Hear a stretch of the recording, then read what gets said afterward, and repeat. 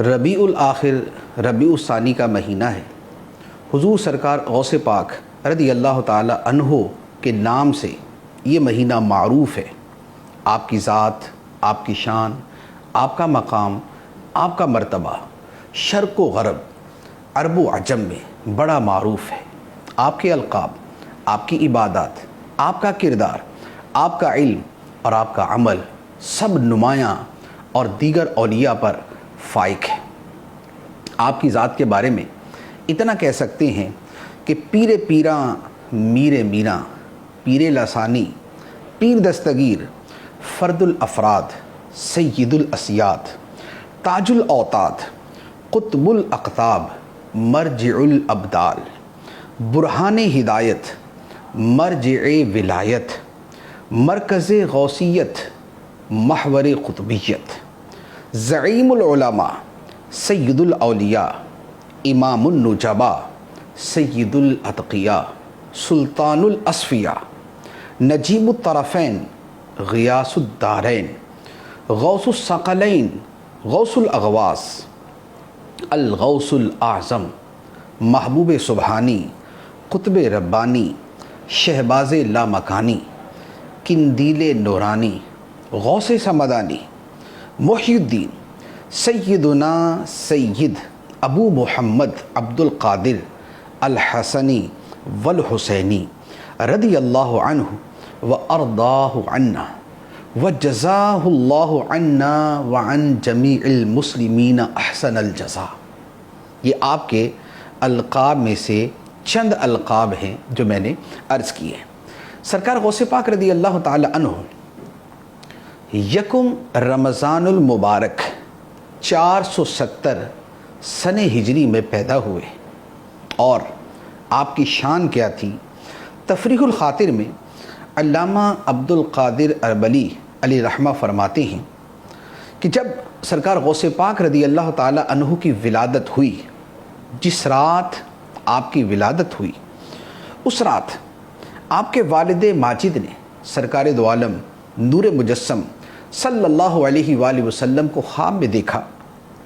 آقا کریم صلی اللہ علیہ وآلہ وسلم نے ارشاد فرمایا، یا ابا صالح اعطاک اللہ ابنا وہو ولی و محبوبی و محبوب اللہ تعالی وسیکون له شان فی الاولیاء والاقطاب کشانی بین الانبیاء والرسل۔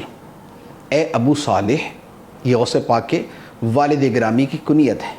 فرمایا، اے ابو صالح، اللہ نے تجھے ایک بیٹا عطا فرمایا ہے، وہ ولی ہے، میرا محبوب ہے اور اللہ کا محبوب ہے، اور اس کی شان اولیاء اور اقطاب کے درمیان ایسی ہوگی جیسے میری شان نبیوں اور رسولوں کے درمیان ہے۔ یہ آپ کی پیدائش پر بشارت ملی آپ کے والد ماجد کو سرکار دو عالم صلی اللہ علیہ وآلہ وسلم کی طرف سے۔ سرکار غوث پاک رضی اللہ تعالی عنہ کے فضائل کی جہتیں بے شمار ہیں۔ ایک بڑی واضح جہت یہ ہے کہ تصوف کے ہر سلسلے میں سرکار غوث پاک رضی اللہ تعالی عنہ کا فیضان جاری ہے۔ قادری سلسلہ تو خود آپ ہی کا سلسلہ ہے، لیکن اس کے علاوہ سلسلہ شاذلیہ ہو، نقش بندیہ ہو، سہروردیہ ہو، چشتیہ ہو، ان تمام سلاسل میں سرکار غوث پاک رضی اللہ تعالی عنہ کا فیضان جاری و ساری ہے، اور ان سلسلوں کے اکابرین نے سرکار غوث پاک رضی اللہ تعالی عنہ سے فیضان حاصل کیا ہے۔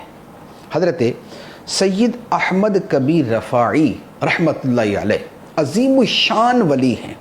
آپ فرماتے ہیں کہ عبد القادر وہ ہیں کہ شریعت کا سمندر ان کے دائیں ہاتھ پر ہے اور حقیقت کا سمندر ان کے بائیں ہاتھ پر، جس میں سے چاہیں وہ پی لیں۔ اس ہمارے وقت میں عبد القادر کا کوئی ثانی نہیں۔ یہ احمد کبیر رفاعی رحمۃ اللہ علیہ جیسے جلیل القدر ولی بیان فرما رہے ہیں۔ اور اعلیٰ حضرت علیہ رحمہ نے فرمایا کہ جو ولایت کا سلسلہ ہے کہ جب رب العالمین کی طرف سے ولایت کے مراتب دیے جاتے ہیں تو اس کا سلسلہ یہ ہے کہ وہ روح مولا علی شیر خدا رضی اللہ تعالی عنہ کے توسط سے وساطت سے تقسیم کیے جاتے ہیں، اور آپ کے بعد جو ائمہ اہل بیت ائمہ اطہار ہیں یہ درجہ بدرجہ یہ ان کے ذریعے دنیا میں تقسیم کیے جاتے ہیں۔ اور اعلیٰ حضرت فرماتے ہیں کہ پھر جب حضرت غوث الثقلین کی ولادت ہوئی تو یہ منصب مبارک ان سے متعلق ہوا، اور اب غوث پاک رضی اللہ تعالیٰ عنہ سے لے کر امام مہدی کے ظہور تک یہ منصب حضرت غوث الثقلین کی روح سے متعلق رہے گا۔ یعنی جو ولایت تقسیم ہوتی ہے اس ولایت میں وسیلہ اور ذریعہ سرکار غوث پاک رضی اللہ تعالیٰ عنہ بنتے ہیں۔ اعلیٰ حضرت فرماتے ہیں کہ قطب ابدال بھی ہے، محور ارشاد بھی ہے، مرکز دائرہ سر بھی ہے عبد القادر، ذی تصرف بھی ہے، معزون بھی ہے، مختار بھی ہے، کار عالم کا مدبر بھی ہے عبد القادر۔ جیسے فالمدبرات امرا جیسے فرشتے ہیں تو غوث پاک رضی اللہ تعالیٰ عنہ کی روح مبارک بھی ان سے ملحق ہے۔ پھر سرکار غوث پاک رضی اللہ تعالیٰ عنہ کا ایک فرمان ہے جو آپ کے مشہور قصیدہ غوثیہ میں ہے، فرماتے ہیں وَكُلُّ وَلِيٍّ لَهُ قَدَمٌ وَإِنِّي عَلَىٰ قَدَمِ النَّبِيِّ بَدْرِ الْكَمَالِ، فرمایا کہ اور ہر ولی کے لیے ایک قدم ہوتا ہے، وہ ایک خاص نبی کے روحانی طریقے پر ہوتا ہے، اور میں کیا ہوں؟